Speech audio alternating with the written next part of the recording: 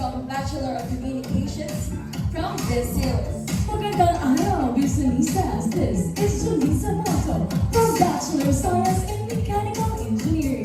Talagang hawak na natin ang beat this wow afternoon as we go Bindira Province State University in the hot seat to unpack our fiscal year 2025 in the special episode of WowTalks.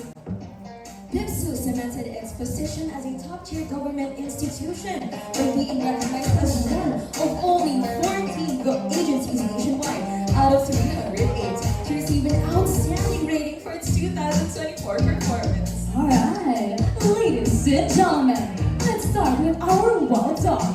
Please welcome our Chief Whipper at ang may hawak ng beat ng DIPSU, Dr. Victor C. Caniese Jr. Around your class, please. Together with our Chief of Admin and Finance, Attorney Pami Alcaso. Hello, Chief. Good afternoon, po. Have a seat, please. Have a seat. So, President Ovic, kumusta po? Is there anything you want to say sa ating live audience before we start this? Yeah, a wow afternoon to all. Thank you, WowTalks, for the invitation.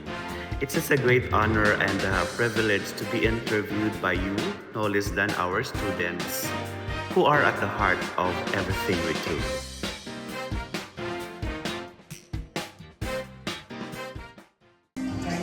Yes, and you know what, Chris, we are super privileged for you to be joined by some of the key officials of DBM APR, headed by its beautiful Regional Director, Of course, we have Deb, my former employer at the Commission in Higher Education. And of course, attorney, the issues presidents together with their respective key officials. So, thank you po, Sir Vic and Attorney Pam. The honor is actually ours. But before we dive into numbers, speaking of hawak mo ang beat, paano na nga ba hinawakan ang beat ng ating university? Thank you. Yes, with our concerted efforts in sustaining our commitment in weaving upwardness, based on the dashboard, we can still say that hawak pa rin natin ang beat ni DIPSU in 2025. We did not just meet the targets, but we go beyond the benchmarks in our agency performance for the physical, financial, and in the income. For the physical performance 2025, in the higher education program, we exceeded in all the targets, particularly in the licensure exams, employability, enrolled in priority programs, and accreditation. We have, in fact, 4 national top-notchers in 2025 and 100% passing percentage in our nursing program. For advanced education program, still we exceeded the target in research work, resulted in an extension, research degree programs, and accredited graduate programs. And in fact, we are also 100 COPC in our undergraduate program. As to the research program, still a wow DIPSU, we also go beyond the benchmarks in research utilized by the industry, research output completed, and in research scopus publication.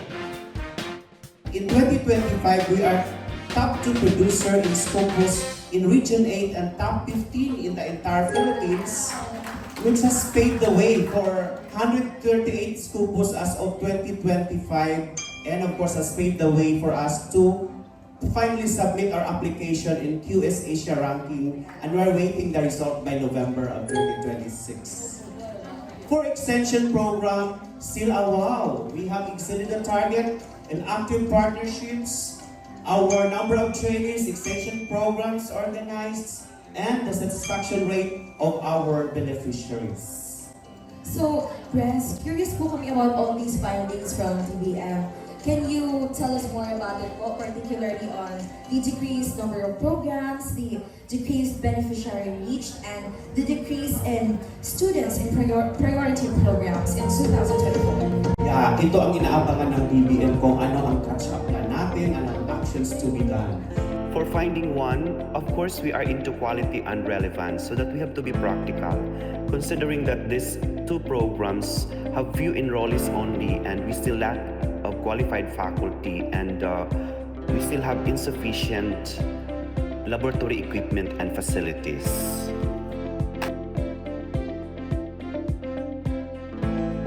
We have to temporarily shelve these two programs while we are working on the COPC. And the second findings, of course, in the extension for number of trainees, we have to intensify more community engagements, and we make sure that every month we will have our monthly training with enforced number of targets per college as to their deliverables. And of course, the third findings, we have to lobby to the RDC, Regional Development Council, that our BS Criminology program will be considered as a priority program. Alright. President, we've covered the brains and the heart of the university. Now let's talk about the university's finances. Press, punta naman tayo sa kwento ni Bipsu. What is the status of our budget utilization? Inaabangan din natin ito. Ano ba talaga ang kwento ng kwenta ni Biliran Province State University? And I have here with me our very supportive performing chief for finance, Attorney Ampaso, to do the presentation. Thank you so much, dear President. It's such an honor to be sharing the same stage with you, with the visionary university president. So as to the question as how is the university performing financially, so we have overall obligation we are 9.98%. Almost So perfect. apparently that's near perfect, absorptive capacity, and just focus to all the weavers right at the university. So I think they deserve a shout out. Alright? Yes. So and our disbursement, our BUR, I showed you the screen, we have 97.27%. So you might be wondering, why is it that our disbursement rate is a bit lower than that of the obligation in the rate? Always 2 points. Okay, the first is because of the inclement weather conditions that we actually experienced during the implementation of the 2 capital outlay projects of the university. And second is that because of the structural issue in the Biliran Bridge, okay, the one that actually went viral on different social media platforms, can you remember? Alright? That actually affected the transport of the construction materials. Sir Yeah. Pam, since Region 8 is essentially the country's cyclone highway, what specific climate-sensitive strategies are we implementing to prevent future construction delays? You're glad that you asked that question. I want to be categorical in my answer. We really have to include in the terms and conditions in the contract with the winning bidder that there will be day and night shifts in the construction work. Okay, so that is actually a brilliant way, no, to deal with future construction delays po. So now, Attorney Pam, let's flip the coin and talk about how well we generate our loan. Let's talk about the revenue performance. Alam ko may plan. We have exceeded the target. Alright? So, Still a wow, Charlie. Yes, our target.